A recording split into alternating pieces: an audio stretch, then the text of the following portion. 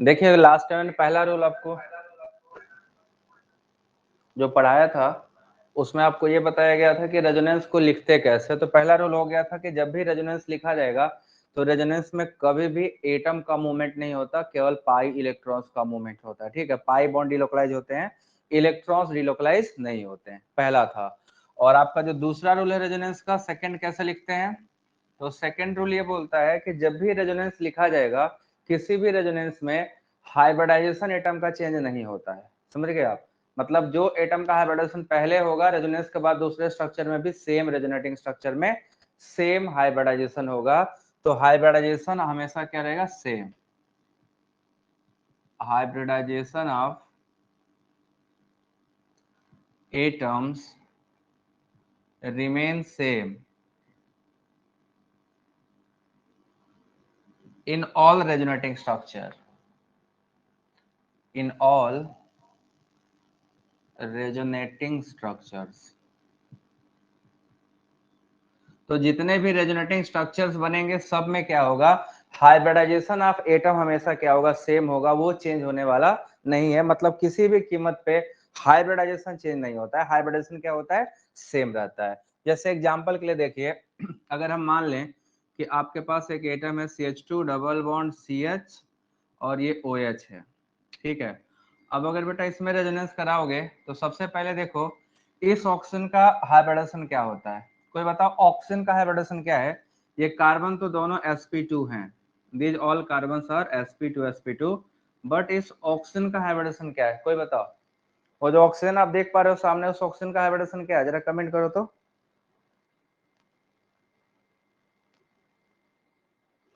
क्योंकि हाइब्रिडेशन जब तक पता नहीं होगा तब तक निकालेंगे कैसे। तो पहले ये बताइए कि इस ऑक्सीजन का हाइब्रिडेशन क्या है, कोई बताओ। फिर ये रेजोनेंस करेगा तो हाइब्रिडेशन में चेंज आएगा या नहीं आएगा। तो अगर हम देखें तो रेजोनेंस के बाद ये बनेगा CH2 माइनस, ये बनेगा CH डबल बॉन्ड OH और ऑक्सीजन पे क्या चार्ज आएगा, पॉजिटिव, एक लोन पेयर इसका बचा रहेगा। स्टार्टिंग में क्या था हाइब्रिडेशन और अब क्या है हाइब्रिडेशन, इस कार्बन का हाइब्रिडेशन क्या है और इस कार्बन का हाइब्रिडेशन क्या है। तो आपको बताना है तीनों का हाइब्रिडेशन क्या है। तो ऑक्सीजन का हाइब्रिडेशन क्या निकला, sp।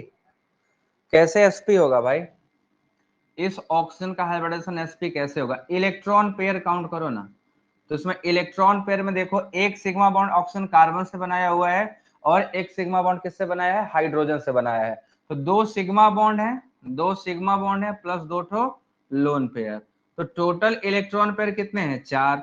अब हमें पता है अगर 4 इलेक्ट्रॉन पेयर होंगे तो उनका हाइब्रिडेशन होना चाहिए था sp3, 4 इलेक्ट्रॉन पेयर से होना चाहिए था sp3।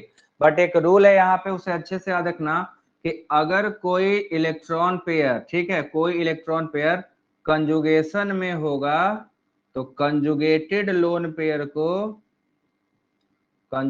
Loan pair not involve in hybridisation.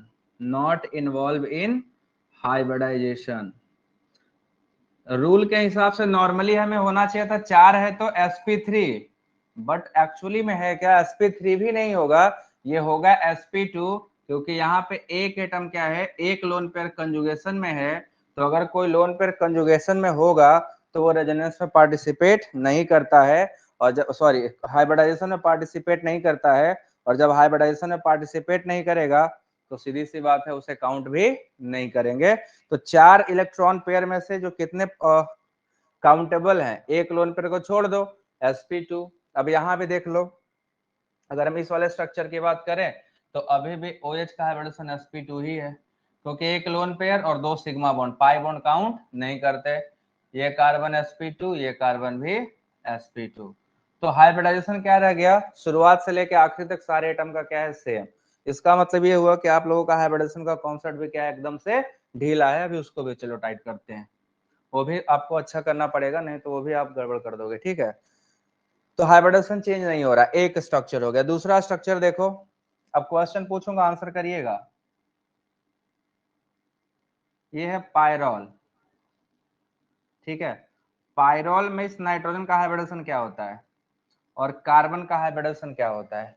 जब पायरॉल रेजोनेटिंग स्ट्रक्चर बनाता है तो पायरोल में क्या होता है, लोन पेयर चला जाएगा, उसके ऊपर आता है पॉजिटिव चार्ज और बनाएगा एक पाई बॉन्ड, और ये कंजुगेशन की वजह से इस कार्बन पे आता है नेगेटिव चार्ज। ठीक, फिर ये नेगेटिव चार्ज और कार्बन का होगा कंजुगेशन, तो यहाँ पे आ जाएगा नेगेटिव चार्ज। तो हमें देखना ये है कि पायरोल का जब रेजोनेंस हुआ तो नाइट्रोजन के हाइब्रिडाइजेशन में क्या कोई चेंज आया है कि नहीं आया है। अब देखो यहाँ पे अच्छे से, ये कार्बन में अगर देखें हम तरीके से देखा जाए तो इस कार्बन के पास 3 सिग्मा बॉन्ड था प्लस एक नेगेटिव चार्ज था, तो टोटल इलेक्ट्रॉन पेयर की संख्या थी 4। बट यहाँ भी वही कॉन्सेप्ट काम किया, ये नेगेटिव चार्ज कंजुगेशन में होने की वजह से वो हाइब्रिडाइजेशन का पार्ट नहीं होता है। तो जब ये हाइब्रिडाइजेशन का पार्ट नहीं होगा तो इसको काउंट भी नहीं करेंगे। तो जब इसको काउंट ही नहीं करोगे तो 3 बचा, तो 3 से हाइब्रिडेशन क्या आता है, sp2। तो इलेक्ट्रॉन पेयर की संख्या कितनी हुई, 3 हुई, तो हाइब्रिडेशन क्या होगा, sp2 होता है। अब जरा पायरोल के नाइट्रोजन का सभी लोग हाइब्रिडेशन बताओ, पायरोल के नाइट्रोजन का हाइब्रिडेशन क्या है, चलो बताओ।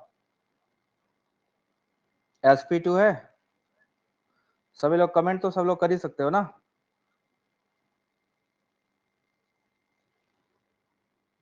चलो चलो बताओ जल्दी से हाइब्रिडेशन क्या है,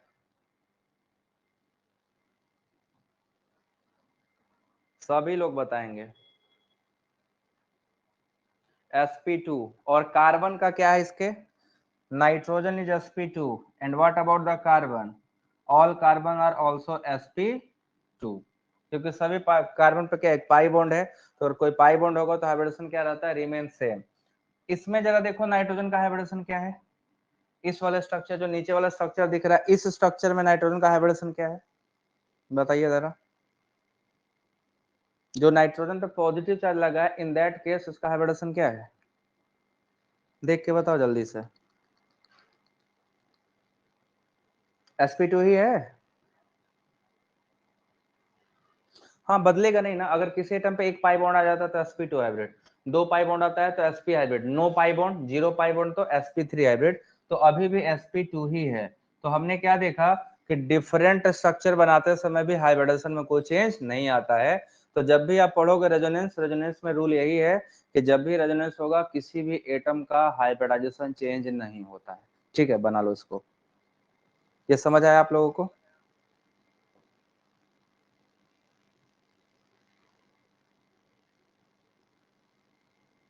चले आगे, पूरा लिखते जाना, ठीक है, पैरेलली चलो और लिखते चलो।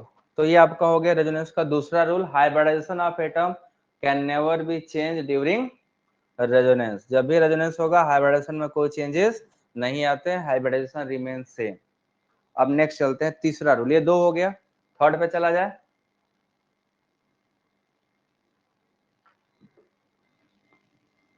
रूल नंबर 3 लिखना,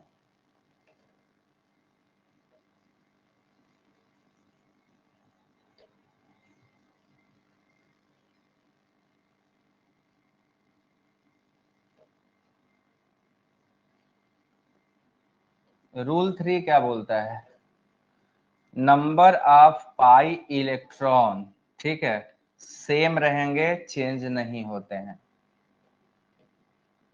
पहले उसके पहले एक चीज और बताऊं, ये रूल 2 था, रूल 3 लिखो कि जो थर्ड रूल है वो क्या बोलता है, थर्ड रूल, ठीक है। तो देखो थर्ड रूल ये बोलता है कि जब भी रेजोनेंस होगा तो रेजोनेटिंग स्ट्रक्चर्स बनेंगे, और सभी रेजोनेटिंग स्ट्रक्चर में एक बात कॉमन होता है कि मूवमेंट केवल पाई इलेक्ट्रॉन करते हैं, एटम शिफ्ट नहीं करेगा, ठीक है ना, एटम शिफ्ट नहीं होते हैं। उसका एग्जांपल के साथ देखना कि इन रेजोनेंस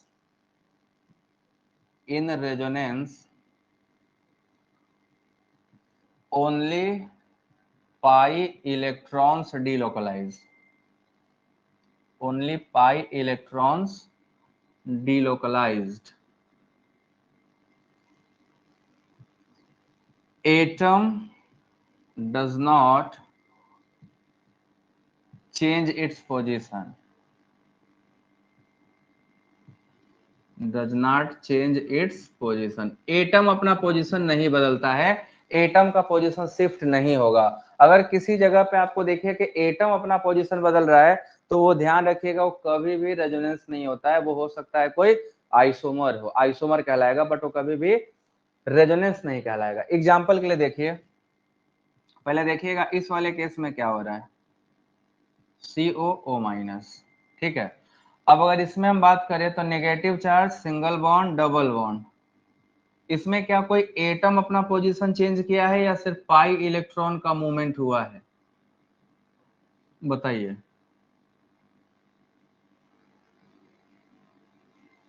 ये क्या है, रेजोनेंस है कि समथिंग एल्स है, कमेंट मारो, फटाक से बताओ क्या है ये। और दूसरा ये देखो, CH3 C double bond O CH3,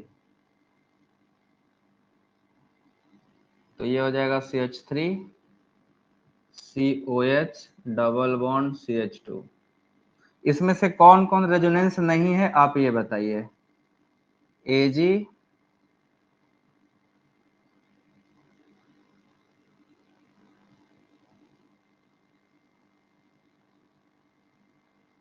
NO3, एक सेकेंड,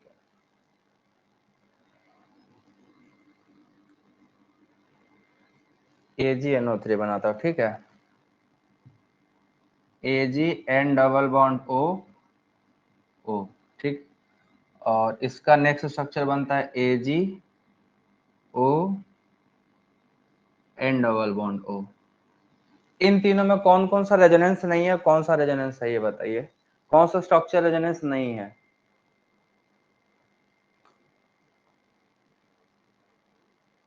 पहला वाला रेजोनेंस है, दूसरा वाला क्या है,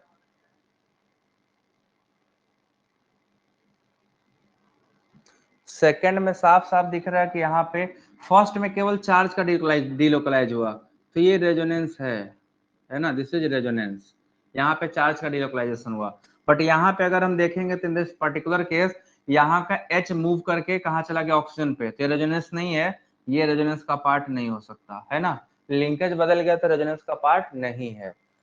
इस वाले केस में देखिए ये रेजोनेंस नहीं था, इस वाले केस में देखो, इस वाले केस में क्या है कि NO2 से सिल्वर जुड़ा है और यहाँ पे Ag से क्या जुड़ गया, ऑक्सीजन, तो इसमें भी एटम का मूवमेंट हो गया है, तो ये भी रेजोनेंस नहीं है, तो थर्ड भी रेजोनेंस नहीं होगा। साउंड डबल नहीं जा रहा है ना, साउंड सही जा रहा है ना, देख लो ध्यान से। तो ये दोनों केस में आपको दिखा कि जिसमें केवल चार्जेस का डिलोकलाइज होगा वो तो आपके क्या कहलाएंगे, रेजोनेंस, बट जिसमें एटम का मूवमेंट हो जाएगा वो रेजोनेंस के पार्ट नहीं होते और रेजोनेंस नहीं होते हैं। क्लियर है ये बात।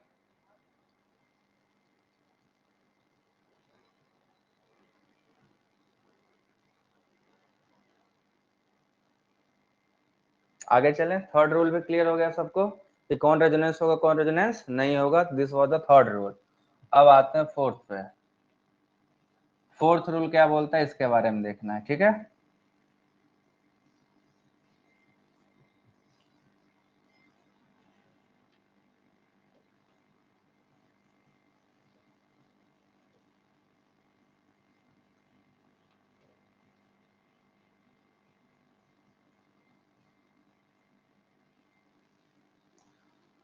और थर्ड रूल के बाद फोर्थ रूल है नंबर ऑफ पेयर्ड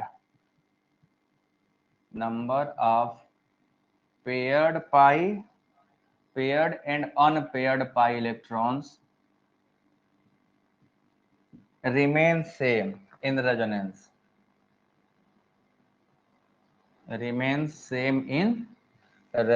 ठीक है। तो अगर कहीं पे रेजोनेंस हो रहा होगा तो हम यहाँ पे क्या ध्यान देंगे कि जब भी रेजोनेंस होगा तो आपका number of pi electron, paired pi और अनपेयर्ड पाई दोनों क्या होंगे, रिमेन सेम होंगे, उसमें चेंज नहीं होगा, पूरा का पूरा क्लियर रहेगा, ठीक है ना। नंबर ऑफ इलेक्ट्रॉन, क्योंकि अगर पाई इलेक्ट्रॉन कम हो गया मतलब किसी को दे दिए होंगे, पाई इलेक्ट्रॉन ज्यादा हो गया मतलब बाहर से अपने पाई इलेक्ट्रॉन ले लिया, तो ना तो पाई इलेक्ट्रॉन दिया जाता है और ना ही पाई इलेक्ट्रॉन लिया जाता है। तो जब भी रेजोनेंस होगा पाई इलेक्ट्रॉन ना तो गेन करते हैं ना तो लॉस करते हैं, वो रिमेन क्या होता है, इंटैक्ट होता है। For example CH2 double bond CH NH2, अगर इसमें देखें तो नंबर ऑफ पाई इलेक्ट्रॉन्स कितने हैं, अगर इसमें देखोगे तो नंबर ऑफ पाई इलेक्ट्रॉन्स कितने हैं बताइए। How many number of pi electrons are there?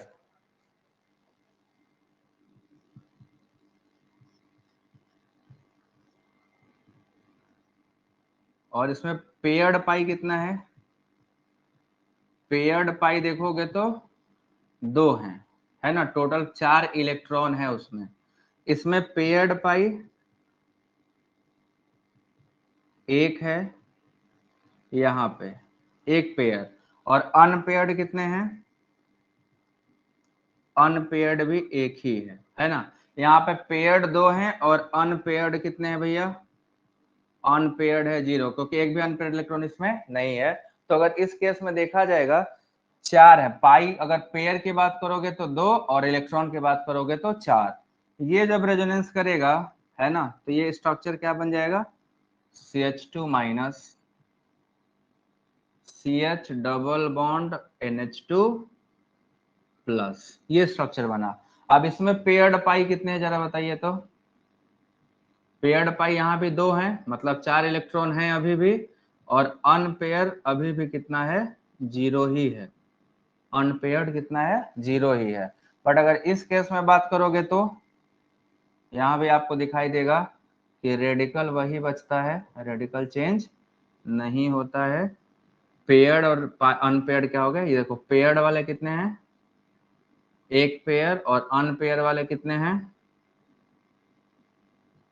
ये भी 1 ही है ना। ये वाला रेडिकल अनपेयर्ड होता है और पाई बॉन्ड पेयर्ड होता है। तो दोनों केस में पेयर्ड और अनपेयर्ड पाई इलेक्ट्रॉन की संख्या क्या है? रिमेन सेम, वो चेंज नहीं हुई है।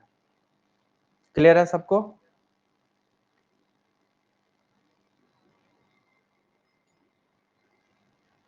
देख के बताओ, किसी को डाउट हो तो।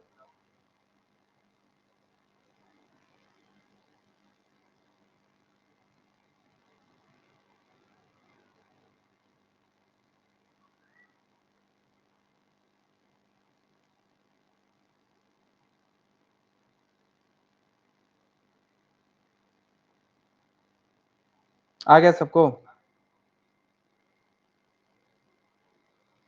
तो ये आपका था रूल नंबर 4। जब रेजोनेंस लिखोगे तो क्या होगा? पेयर्ड पाई और अनपेयर्ड पाई इलेक्ट्रॉन की संख्या हमेशा सेम होगी, ठीक है ना। हाइब्रिडाइजेशन आपने देखा सेम रहेगा, उसमें कोई दिक्कत नहीं है। और 5वां रूल है जिसको मैं नहीं लिखवा रहा हूँ, ऑक्टेट रूल हमेशा फॉलो करेगा, ऑक्टेट का वायलेशन नहीं होता है। तो जो 5th रूल है रेजोनेंस लिखने का, that is octet rule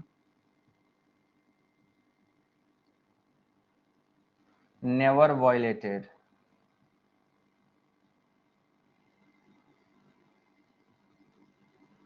octet rule कभी वॉयलेट नहीं करेगा, मतलब एटम का ऑक्टेट पूरा होगा। ऑक्टेट से ज्यादा चला गया तो देखो उसका एग्जांपल ये है कि कभी भी ऐसा स्ट्रक्चर नहीं बनने वाला, ठीक है। ध्यान दीजिएगा कि नाइट्रोजन क्या कभी 5 बॉन्ड बना सकता है?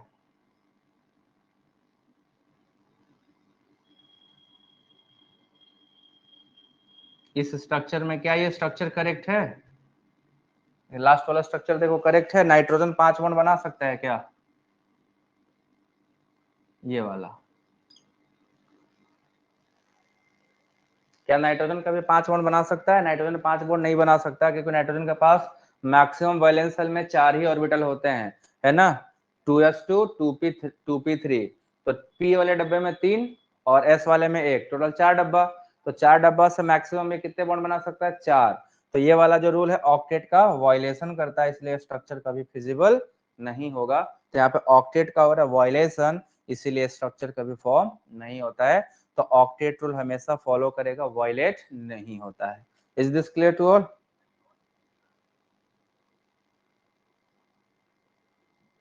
ऑक्टेट रूल भी समझ आ गया?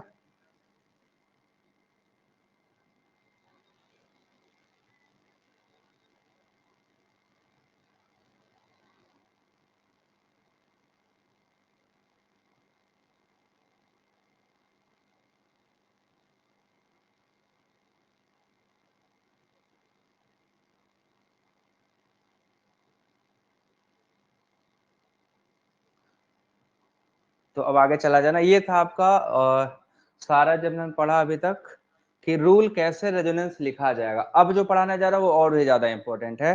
और वो है आपका stability of different resonating structures. ठीक है, अलग अलग रेजोनेटिंग स्ट्रक्चर की स्टेबिलिटी कैसे हम निकालते हैं।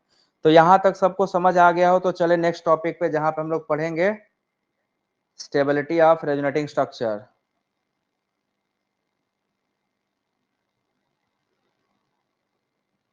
चले आगे, इसको मैं साफ कर लूं।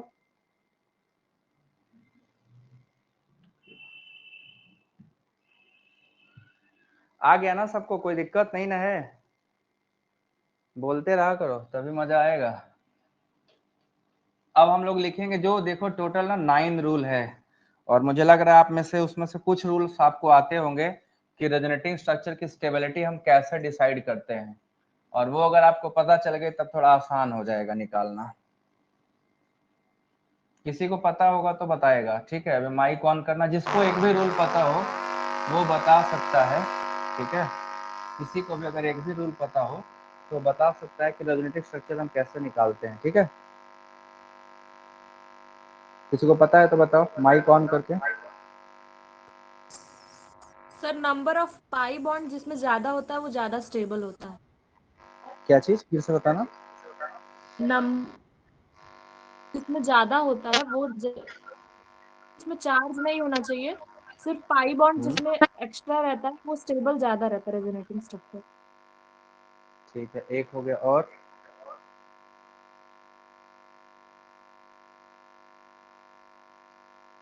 टोटल 9 रूल मैं आपको बताऊंगा।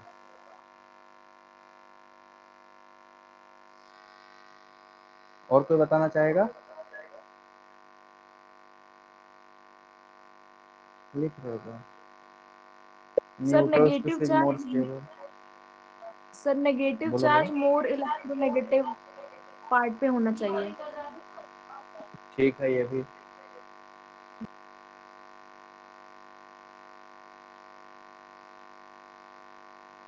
और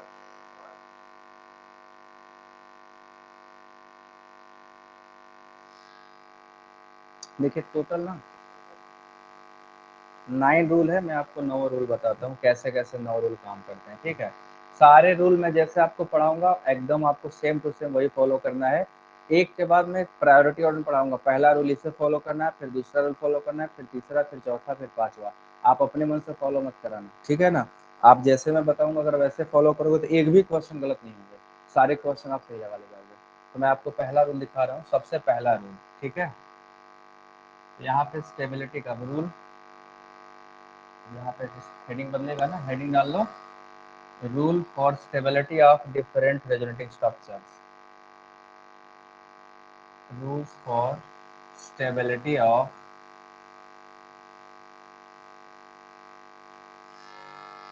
different resonating structures, of different resonating structures, ठीक है? डिफरेंट जो अलग अलग रेजोनेटिंग स्ट्रक्चर है उनकी स्टेबिलिटी को हम कैसे बताएंगे, कैसे हम लोग उनकी स्टेबिलिटी के बारे में बात करेंगे, ये बताना है आपको। तो टोटल 9 रूल हैं और सभी रूल 1 बाय 1 हमें फॉलो अप करना है, ठीक है? सारे रूल 1 बाय 1 हम इसमें लेंगे और सारे रूल को हमें पढ़ना है, ठीक है? तो चलिए मैं आपको पढ़ाता हूँ कैसे कैसे करना है। सबसे पहला है रूल 1। रूल 1 देखिए, रूल 1 क्या बोलता है कि ऐसा कोई स्पीसीज जिसमें न्यूट्रल हो, देखो दोनों एक ही बात है, पाई बॉन्ड से रिलेटेड बात करें न्यूट्रल से, ठीक है? तो neutral structures are always more stable than charge structure. मान लो दो स्ट्रक्चर, एक न्यूट्रल है और एक क्या है, चार्ज है, तो हमेशा जो न्यूट्रल वाला होगा उसकी स्टेबिलिटी चार्ज वाले से क्या होती है, ज्यादा होती है। तो फर्स्ट रूल यही है कि neutral structures are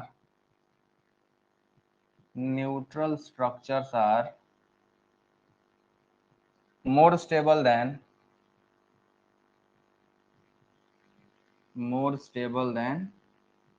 charge one, या लिख सको चार्ज स्ट्रक्चर्स।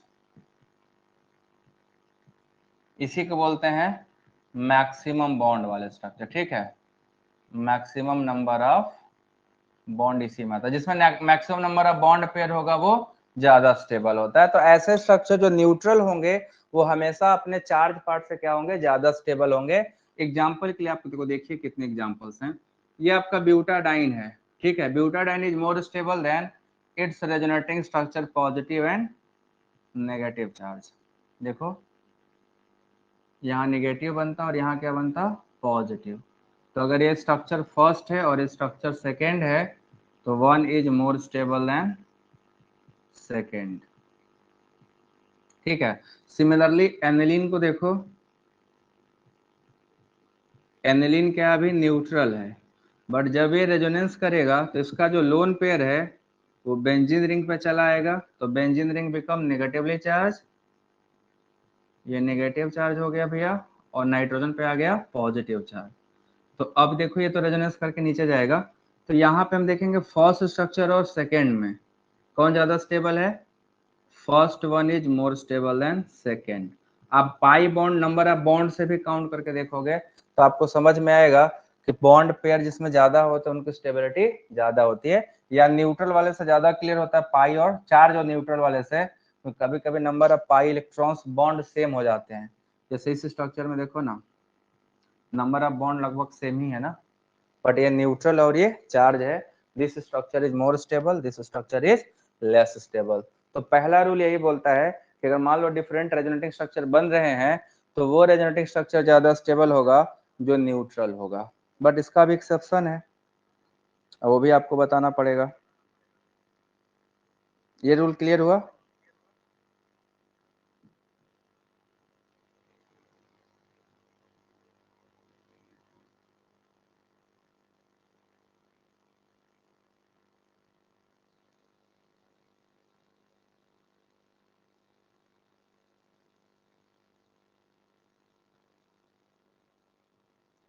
अब चलो दूसरे रूल पे, पहला रूल समझ में आ गया तो सेकंड रूल पे चलो।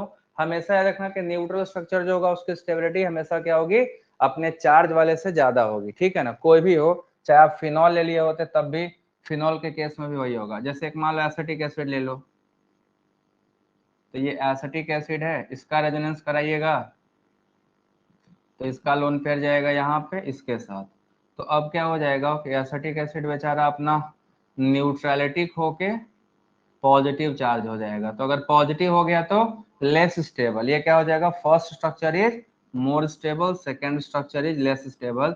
तो first is more stable than second, and this is called resonance का फर्स्ट रूल, जिसमें न्यूट्रल स्ट्रक्चर्स की स्टेबिलिटी फर्स्ट वाले से क्या होती है, सॉरी चार्ज वाले से क्या होती है, ज्यादा होती है। समझ आया? नेक्स्ट चलें।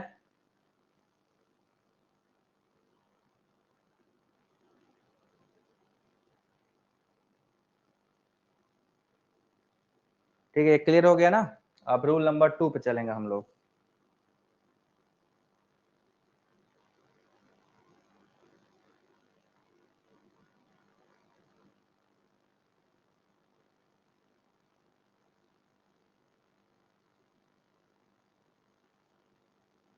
देखो रूल 1 के बाद रूल 2 है ऑक्टेट का रूल, हेडिंग डाल दो rule number 2। Rule number 2, rule number 2 ये बोलता है, बताता हूं अभी।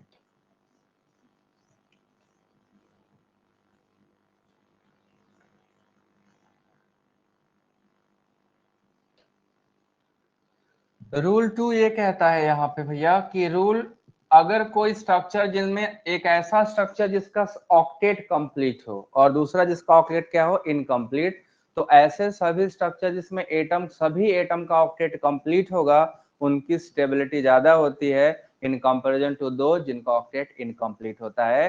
तो स्ट्रक्चर्स हैविंग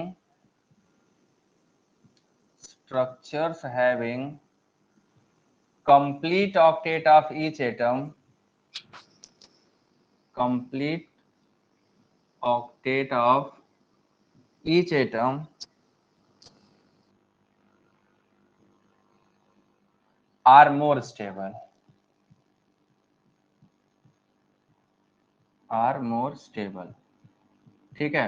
ऐसे सभी स्ट्रक्चर जिसमें हर एटम का ऑक्टेट क्या हो, कंप्लीट हो, उनकी स्टेबिलिटी क्या होती है, ज्यादा होती है इन कंपेरिजन टू दो जिनका ऑक्टेट क्या होता है, कंप्लीट नहीं होता है। तो हम देखेंगे कौन सा ऐसा स्ट्रक्चर जिसमें हर एटम का ऑक्टेट पूरा है, उसकी स्टेबिलिटी ज्यादा मानी जाएगी। जैसे एग्जांपल के लिए देखो ना, ये CH3, ऑक्सीजन पे आ गया 2 ठो लोन पेयर और बगल में है CH2+। अब अगर हम इसकी बात करें सिस्टम में, तो इस ऑक्सीजन पे नंबर ऑफ इलेक्ट्रॉन्स टोटल कितने हैं वैलेंस शेल में, वैलेंस इलेक्ट्रॉन बताइए कितने हैं, और इस वाले सिस्टम में वैलेंस इलेक्ट्रॉन कितने हैं ये बताओ। ऑक्सीजन पे कितने और कार्बन पे कितने वैलेंस इलेक्ट्रॉन, जल्दी से बताइए।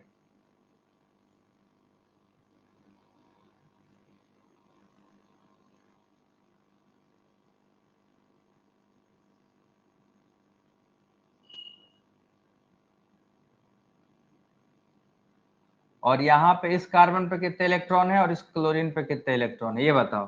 तो हमें दिख रहा है यहाँ पे कि 2 लोन पेयर 2 बॉन्ड पेयर, तो टोटल 8 इलेक्ट्रॉन है किसके पास, ऑक्सीजन के पास। कितने इलेक्ट्रॉन है टोटल, 8 इलेक्ट्रॉन। अगर ये रेजोनेंस करेगा तो यहाँ पे पाई इलेक्ट्रॉन दे देगा ना। इस कार्बन के पास 6 इलेक्ट्रॉन है, क्योंकि कार्बोकैटायन क्या होते हैं, 3 बोल सकते हो 3 बॉन्ड पेयर कार्बोकेटन के पास होता है। तो कार्बोकेटन के पास 3 ही बॉन्ड पेयर है, तो मैक्सिमम इलेक्ट्रॉन 6 होगा। तो इनका ऑक्टेट इनकम्प्लीट है, इसका ऑक्टेट कंप्लीट है। बट जब ऑक्सीजन ने अपना लोन पेयर दे दिया कार्बन को, तो इसके ऊपर आ गया एक पॉजिटिव चार्ज, एक लोन पेयर एक पाई बॉन्ड, और इस कार्बन का जो पॉजिटिव चार्ज था वो क्या होगा, एलिमिनेट हो जाएगा। ठीक है।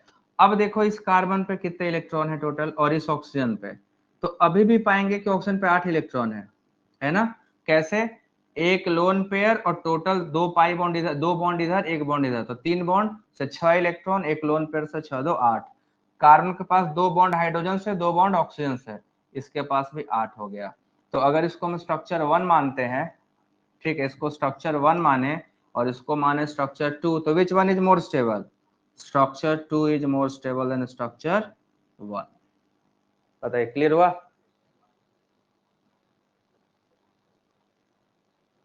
हाँ 8 था, बट कार्बन पे तो 6 ही था ना। अब ये तो समझ में आ गया। What about